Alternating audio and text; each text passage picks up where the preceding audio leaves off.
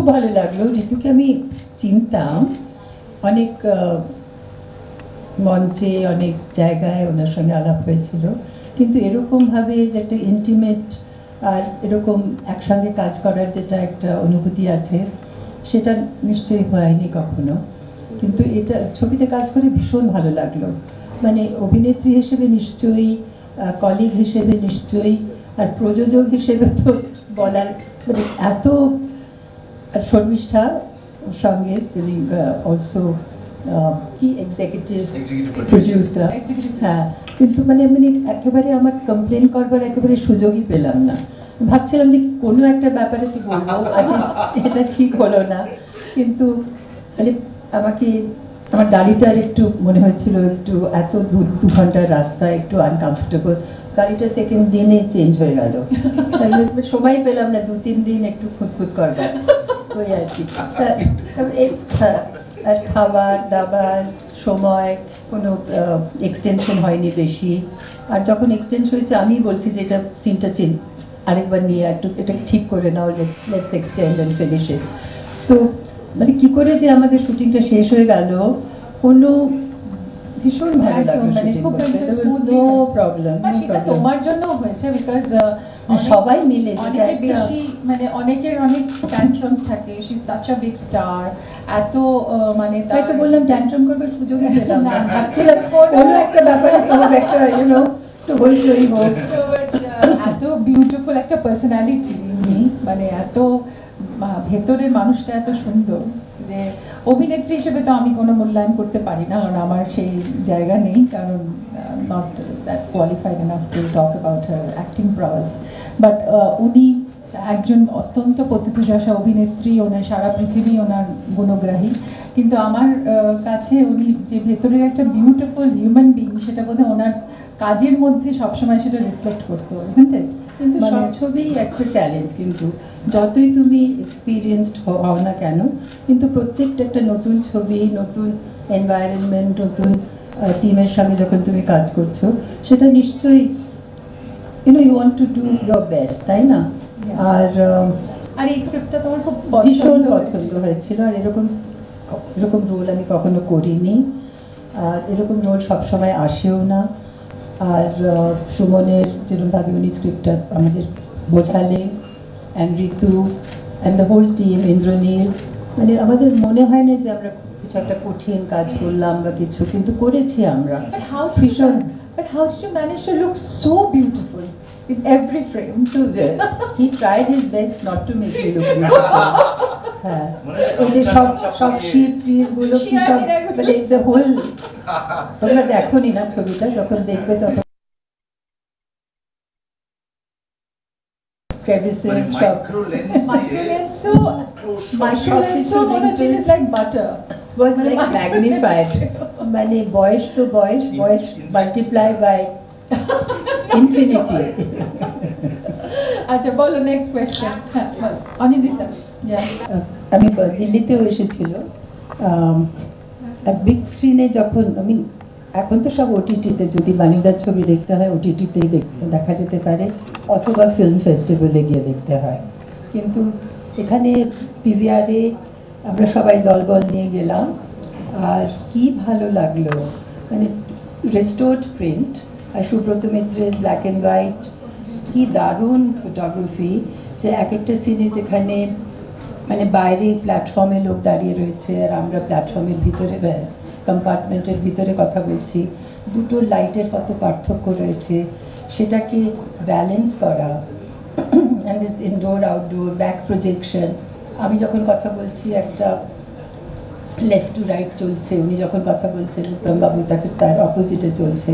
তো এই ব্যাপারগুলো যে এত ভালোভাবে উনি করেছেন, ডিওপি যিনি সুব্রত মিত্র অ্যান্ড বংশীদার সেটগুলো, তাদের কি দারুণ কাজ, আর কত কম বাজেটে ওরা ছবি করতেন। কুরুসাওয়া, বর্গমান ওনার কন্টেম্পোরারি ছিলেন, কিন্তু ওদের সঙ্গে যিনি যখন অ্যাওয়ার্ড ফাংশনে যখন ওরা প্রাইজ পাবে, কি উনি প্রাইজ পাবেন, ওদের বাজেট আর আমাদের বাজেট কোনো তুলনা ছিল না।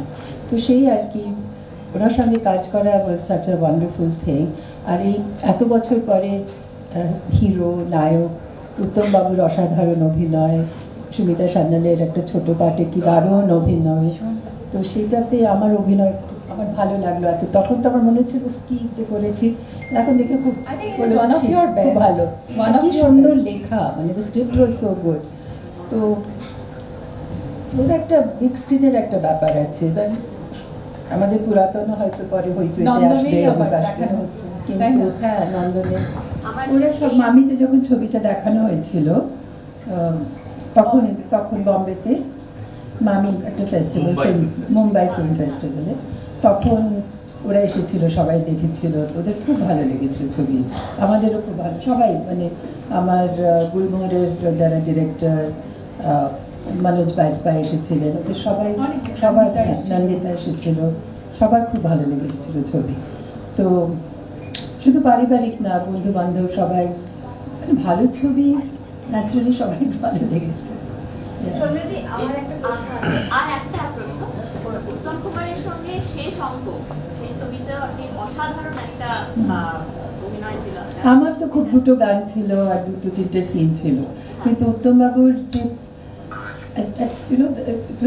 আমি জানি না যে কেন এতদিন পরেও ওটা রিমেক হয়নি, কারণ ওটা তো একটা হিরোর পক্ষে তো দারুণ দারুণ পাঠ, দারুণ পাঠ, কেন হয়নি জানি না।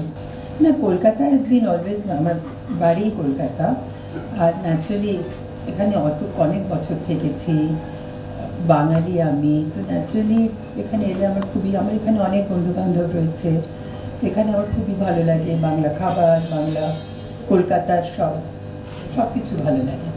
আর ছবিতে কাজ করা, আমি তো বললাম যে বাংলায় ভাষাতে কাজ করা তার একটা আলাদা আনন্দ আছে, তাই না? তো সেটা আমার ভীষণ ভালো লেগেছে। সুচরিতা টিভি বাংলা থেকে একটা প্রশ্ন, যে আমরা বারবার সুমনদার সঙ্গে কথা বলছিলাম আগের দিন, তখন তিনি বলছিলেন যে আপনি নাকি আর ছবি করতে চাইছেন না।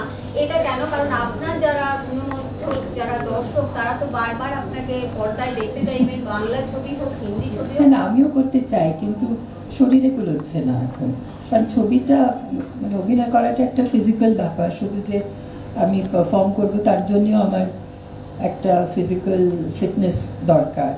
তো আমার আজকাল এত শরীরটা এরকম এরকম হচ্ছে, তো ভয় লাগছে যে করতে হবে। তোমার সিঁড়ি লিফট না হলে তো যেতেই পারতাম না অত করে।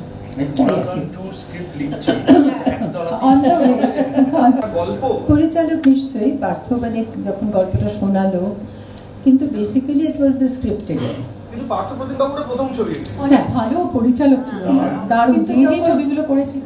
যখন কোনো যখন স্ক্রিপ্ট যখন পড়ে বা বোঝায়, যেরকমভাবে বোঝায় আমরা বুঝতে পারি যে এর মধ্যে কিছু ট্যালেন্ট আছে কি না। এটা একটা ভিজুয়াল মিডিয়াম, তো যখন ওরা গল্পটা শোনায় তার একটা ভিজুয়াল যেটা আমার চোখের সামনে আসে, সব অভিনেতাই আমার মনে হয় যখন স্ক্রিপ্ট শোনে ভিজুয়ালি ওটা ভাবে, তো সেই জন্যে ওর বলার ধরন, ওটা আমাকে কনভে করার যেটা ব্যাপার ছিল সেটা উনি করতে পেরেছিলেন। আর গল্পটা আমার খুব ভালো লেগেছিল, ন্যাচারালি মানে খুবই, এভরিবডি হ্যাজ টু সিম্পাথাইজ উইথ ঘেটু, তাই না? তো আমার এখনো মনে আছে ওই যেগুলো সিন করেছিলাম। আর তারপরে আমি একটা শুভা আর দেবতার গ্রাস, সেই শুভার পাঠটা করেছিলাম, ডেফ অ্যান্ড ডাম গার্ল, একটা গ্রামে গিয়ে আমরা করেছিলাম। তো ওনার সঙ্গে কাজ করতে আমার ভীষণ ভালো লাগতো, খুব তাড়াতাড়ি চলে গেলেন, কিন্তু হি ওয়াজ এ ভেরি গুড ডিরেক্টর।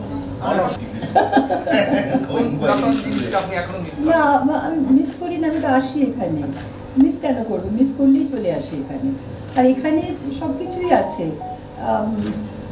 যেমন আমরা যেরকম কথা বলতাম আগে, সবার সঙ্গে আর্গিউ করা, কি কার কথা শোনে না, তুমিও কিছু বলে যাচ্ছ, আমিও কিছু বলে যাচ্ছি, তো what is the point, we don't know, but we keep on, তর্ক ইজ দ্য মেইন থিং। তো এটাও চলে, এখনই তো চলে সেটা।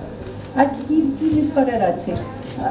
কাঠি কাবাব পাওয়া যায়, খাবারে ঘুগনি পাওয়া যায়, না না না না, সেরকম খাওয়া যায়, এরকম যায়, হ্যাঁ যাই আমি যাই, এরকম বেশি কিছু যাবার দরকার নেই। অনেকটা কলকাতার স্কাইলাইন অনেক চেঞ্জ হয়ে গেছে, এবং সেটা হয়ে গেছে, কিন্তু যেরকম একটা যেটা ভাইব যেটা রয়েছে না, কলকাতা যেটা হোয়াট মেক্স কলকাতা একটা একটা I mean, nothing works, but everything works, তাই না? Very nice, very well said. You know, so it's a একেবারে mayhem. Yeah. আমরা যখন ওই দোকানটা দিয়ে যেতাম টিটানগরে, টিটাগড়, হ্যাঁ, সেটা সেগুলো আমরা সব দেখতাম, কেউ ক্যারম খেলছে, আমরা যখন যাচ্ছি সবাই একজন চারপাই দিয়ে রাস্তায় শুয়ে রয়েছে, তার একটা লাইটও রয়েছে, লেপ নিয়ে সব কম্বল টম্বল নিয়ে সকালে ওরা স্কুল চিলড্রেন ও পাসিং, ওদের পাস করানো হচ্ছে, কেউ উপর থেকে কিছু একটা ফেললো নোংরা জিনিস, তো নানান রকম সিন দেখা যায়, কেউ চান করছে। তো অন্য শহরে এগুলো দেখা যায় না সেরকম। The real the living theatre that we are witnessing all the time in Kolkata, and this mingling of different class of people, of Bengali class, different religious communities. এটার একটা যেরকম কসমোপলিটন একটা সিমলেস ব্লেন্ডিং, সেটা কতটা মানে দিল্লিতে এরকম দেখা যায় না। In Bombay you see a lot of work.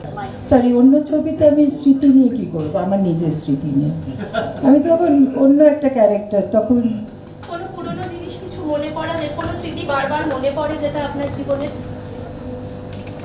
বারবার কিছু মনে পড়ে না সেরকম, মনে তো অনেক কিছুই পড়ে, কারণ বয়স হলে তো লোকে একটু ভাবে যে আমি ছোটবেলায় কি করতাম, কোথায় ছিলাম, তাই না? একটু একটা পিছনের দিকে একটা থাকে একটা আবেগ, কিন্তু প্ল্যান টু মুভ ফরওয়ার্ড, অতটা আমি পেছনে দেখি না। আচ্ছা, এটা করলে তারপরে I did try this, so উনি ওরকমই মানুষ আমার মনে হয়। নেক্সট ছবি নাম ভবিষ্যৎ। That is very very scary, this ChatGPT. হ্যাঁ, ভীষণ। আমি একটা লিখছিলাম, তার বললাম যে এটা ChatGPT-কে জিজ্ঞেস করি, 1 মিনিটের কমে মানে maybe in 50 seconds or 40 seconds একটা 4 পাতা এসে গেল।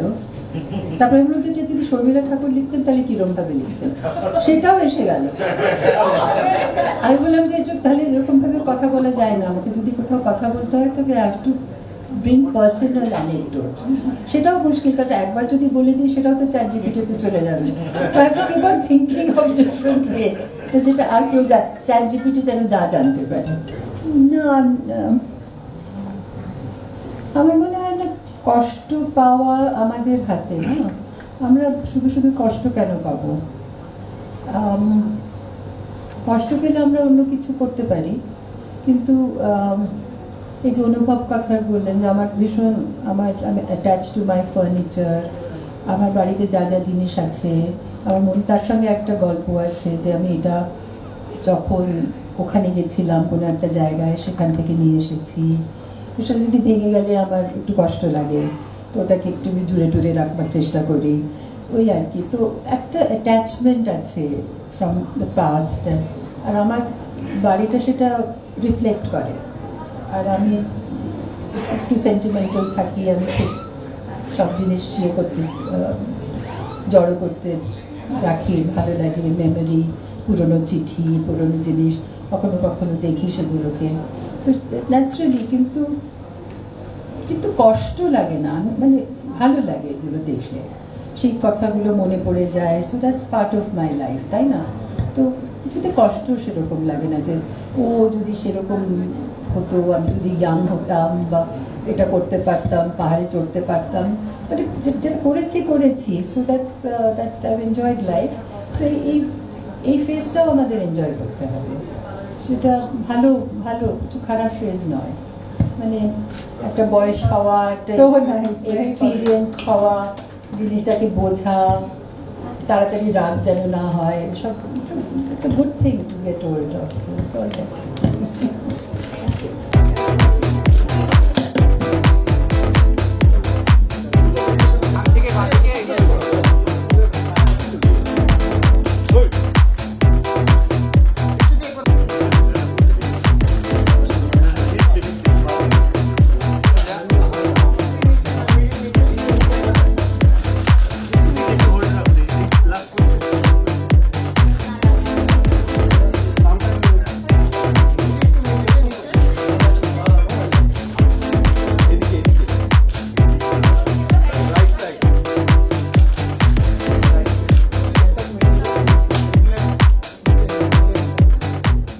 টলিউড ফোকাস কলকাতা চ্যানেলটি আপনাদের ভালো লেগে থাকলে লাইক করুন, সাবস্ক্রাইব করুন এবং আপনাদের পছন্দের ভিডিওটি অবশ্যই শেয়ার করুন।